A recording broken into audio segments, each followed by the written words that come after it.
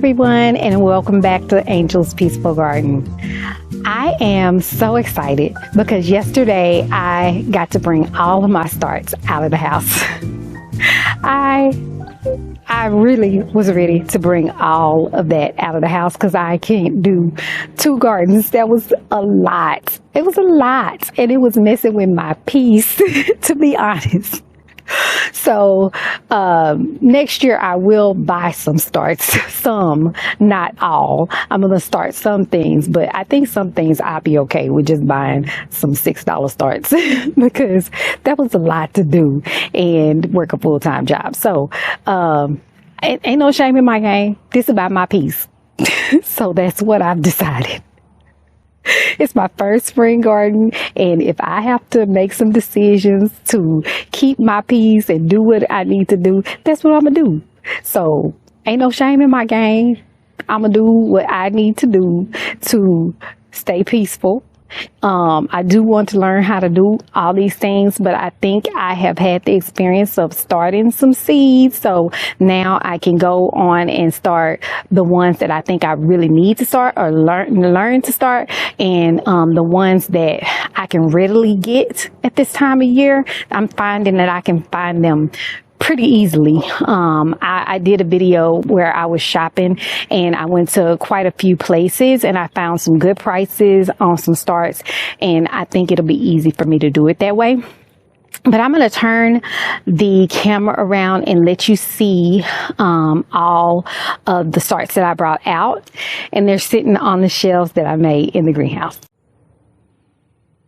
So here we have rosemary and basil. The basil I did from seed. This one obviously I bought last year, but it's still alive, and I'm probably going to plant it into a planter out there this year. We've got some. These are zinnia. I can't even get them all in frame. They so tall. And then I already have some blooming zinnia as well. Y'all see how tall this one got in my house? It is blooming. And that one back there too. All these were done from seed. I got some roselle in there. Peppers. This is a kaleidoscope pepper, so I really don't know what it is because the kaleidoscope means it has several different varieties in the same pack. So got those, and these are all dry and they need to be watered, so I'm going to do that in a minute. But this is hard to see on the camera, but these are all tomatoes, and I brought them out last night, so this is their first day outside, and I think they're a little droopy, but all of those are tomatoes. Over here I've got some kale and some broccoli. This is the Clancy potato.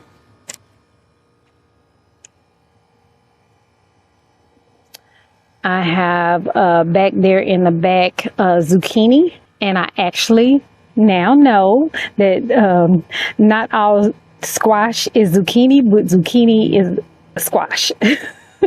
So I have some summer squash right here on this side, and this is zucchini over here.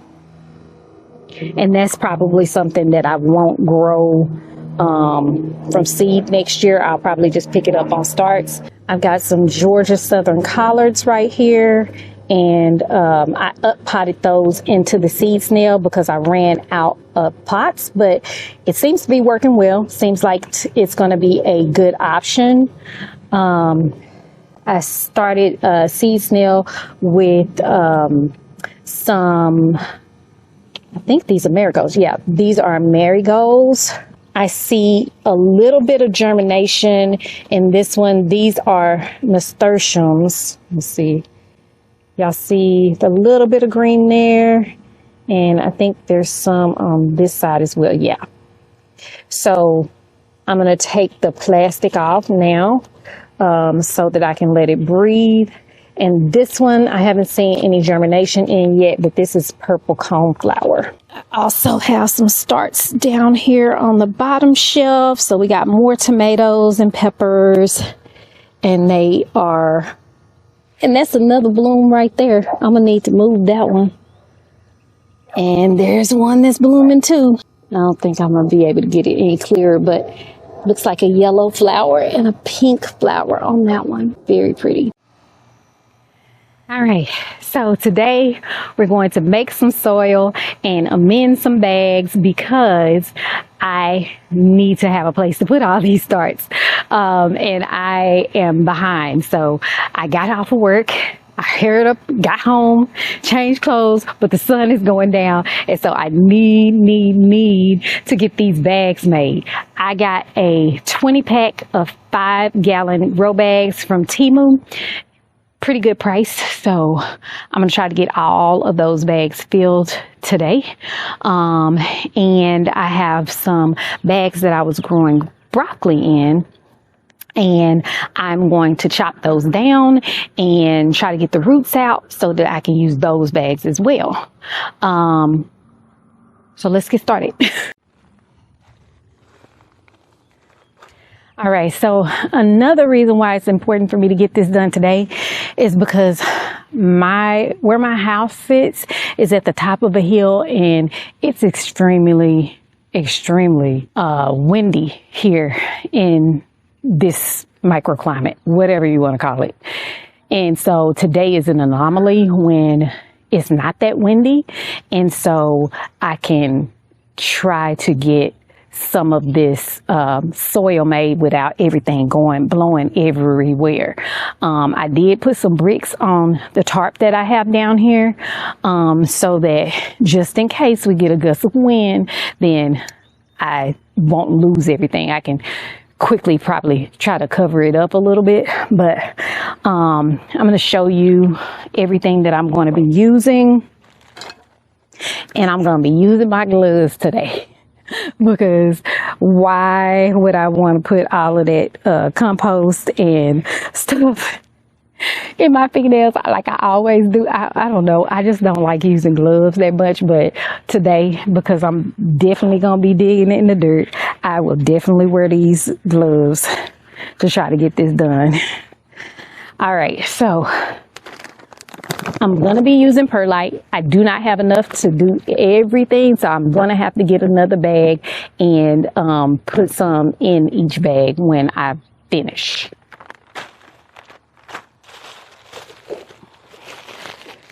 This is heavy. All right, so this one is just an organic compost. It is Living Earth. I got this at Lowe's. I think they're like $4.98, something like that. It's not expensive. This one is Stay Green. I think it was like $8. They were having a sale, a twofer, Lowe's as well. And I don't normally use this brand, but because I'm going to be adding peat moss to it, I think it's fine. I think that will make it light enough where it'll be okay. This one is chicken manure. I got it at Callaway's for $12.99. I did a video about everything I found over there. They have a really good selection right now. So if you live in the DFW area or somewhere where there is a Callaway's, I recommend going there to get some of your spring items that you need. But this is a chicken manure, composted chicken manure, and it was only $12.99. Since I'm using the other cheaper compost, I'm just going to use this in small amounts so that I can make it through all the bags. Hopefully. This chicken manure has been something I've been hearing about since last year, and it has done wonders in a lot of gardens. So I really want to try it and see how it does. I think I'm going to experiment a little bit and use it in some places and not use it in others, just to see how it helps in some and not in others. I can probably, have like a little control group or something where I can figure out if I want to continue to use it next year. I'm going to lower the camera so you can see everything that I'm adding into the bag.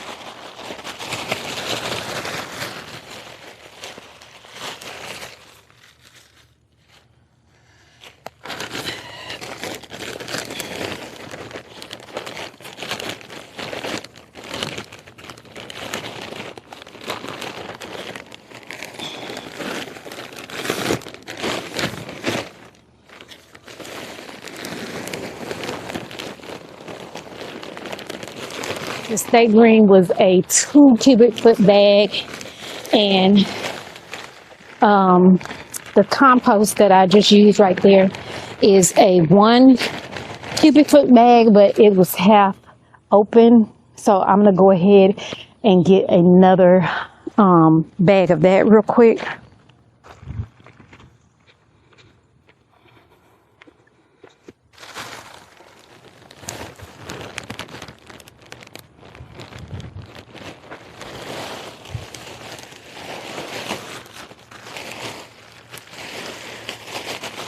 There's another bag that was open. I'm just using the rest of it. Actually, these are 2 cubic foot bags. So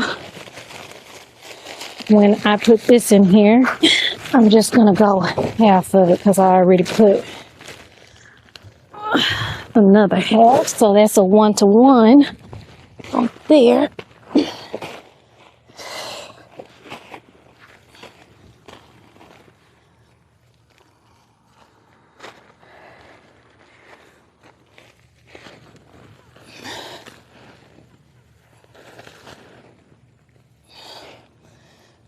Just trying to mix it up a little bit before I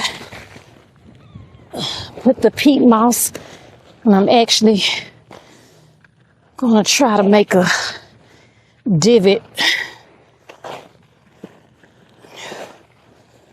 where I can pour it in.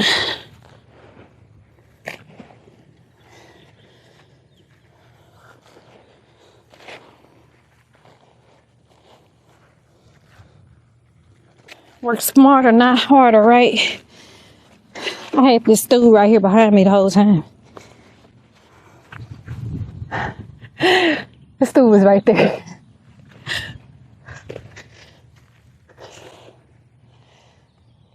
Oh, I didn't tell y'all yesterday. I did a video, but I didn't tell y'all happy spring.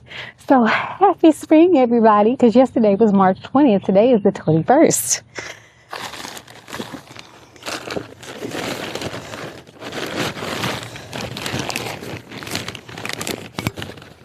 I'm trying to break it up a little bit before I bring it out because it like gets solid and compressed. It's just sitting in there. You see how much lighter that is? And you can already see the wind blowing it away a little bit.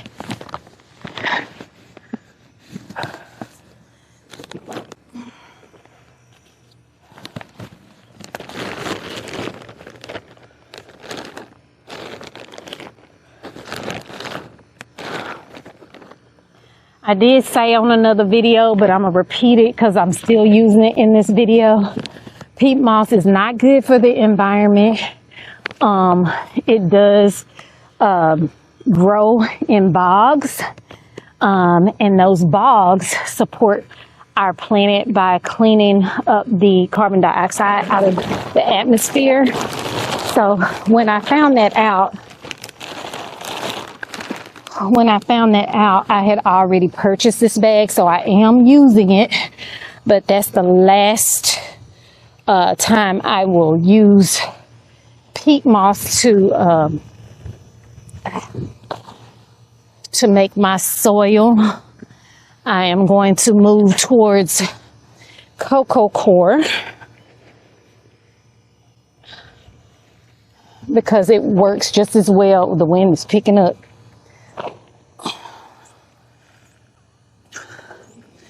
It works just as well. Some people might say even works better. And that will help me to feel better about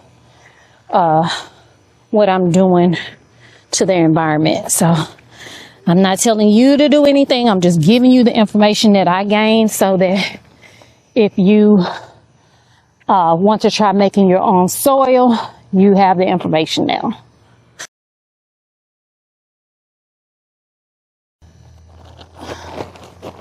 So I don't think that was like a 1-to-1-to-1, but I do feel like this feels light to me, like it won't get compacted, and that's what a potting mix needs to be. So when you are container gardening or raised bed gardening, you don't want to put like topsoil by itself in your bags. And I didn't even use topsoil to make this, but you can do topsoil, coco coir, peat moss, and a compost to make it, and that makes it a fluffier soil that won't get compacted inside the bags or containers or raised beds. Along with the perlite, of course. I'm just breaking up all of these bigger pieces because that peat moss, like I said, it's kind of compressed in that bag because it's never been used. And so I want to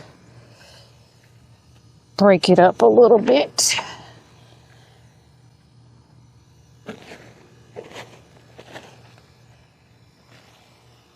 All right, so now I'm gonna create another hole and wait until this wind goes by because the wind picked up again.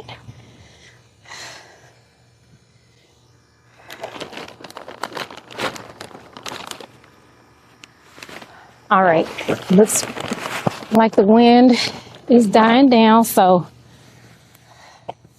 that's all the perlite that was in that bag. So we're gonna do what we can with it.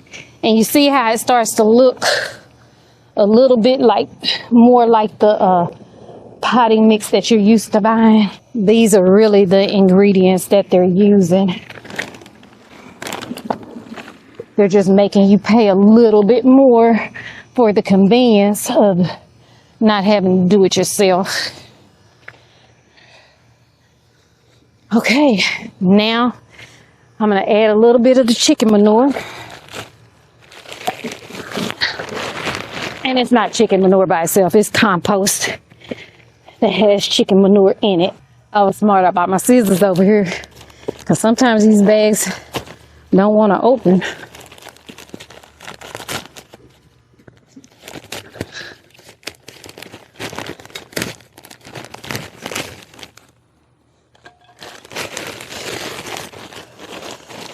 I was laughing because it was on my mind the whole way home and really all day today doing this.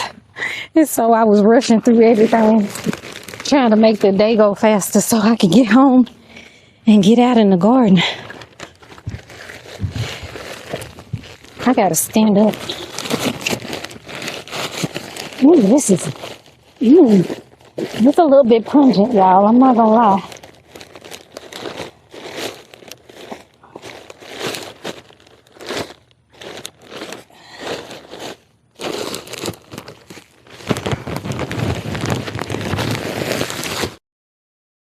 I think I might just put handfuls in each bag for that, because that way I know it'll be a little bit more evenly distributed.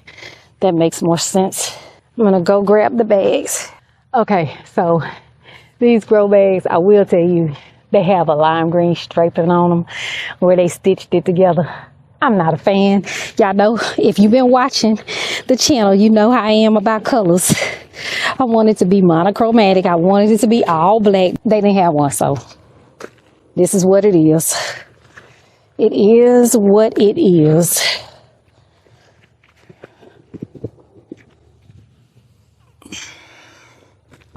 I'm not gonna have y'all sit here and watch me fill all these bags. I'm gonna bring y'all back once I get all of them filled up. The mix that I had right there, you saw the amounts that I put in. I put in 2 cubic feet of state green, about 2 cubic feet of the compost, the regular compost, and not very much of the chicken manure, and some perlite. But that did 9 bags. So I still have 11 bags left to fill. I do still have another bag of state green and another bag of compost. And I purchased some coco coir. So I will finish this on another day because the sun is going down. I'm losing the sunlight. But I hope you enjoyed today's video. If you did, please like, share, and subscribe. And as always, may the good Lord take a liking to you.